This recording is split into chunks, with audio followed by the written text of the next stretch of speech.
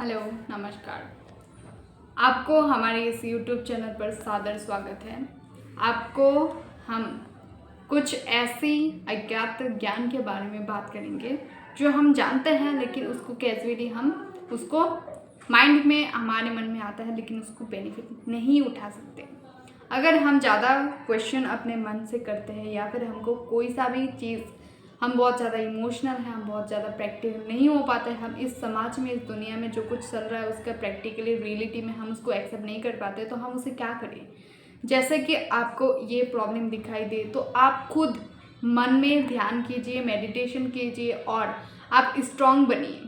खुद को जितना स्ट्रांग बनाएंगे, दुनिया आपको वही देखते हैं जो आप दिखाना चाहते हो। इसलिए आपका जो कैरेक्टर है, आपका जो पर्सनैलिटी है, वो एक मिरर की तरह है। आप जो अपने माइंड में सोचेंगे, कहीं ना कहीं आप जो बातचीत करेंगे उसमें वो रिफ्लेक्ट हो ही जाएगा। इसलिए हमेशा अच्छा सोचा कीजिए, तब जाके अच्छा बोल सकते हैं हम।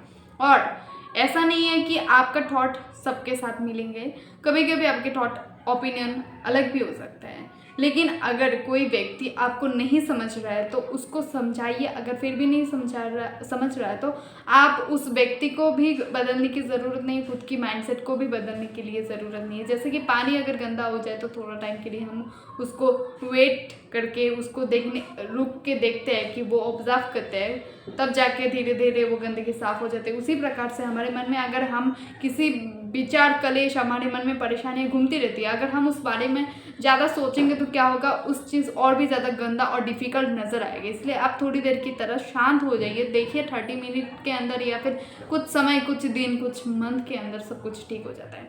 अगर कोई व्यक्ति बहुत ज़्यादा आपसे नाराज़ है तो उस व्यक्ति को समझाइए, आपकी जो अंडरस्टैंडिंग है, जो कुछ भी हुआ है समझाइए। लेकिन अगर किसी हद तक आपकी सोच वहाँ तक नहीं पहुँच रही है तो लीव, क्योंकि आपकी ज़िंदगी अलग है, आप अलग हो और आप खुद में जो ढूंढ पाते हो, अगर वो व्यक्ति आपको सिखाता है कुछ अच्छा तो इट्स थैंक।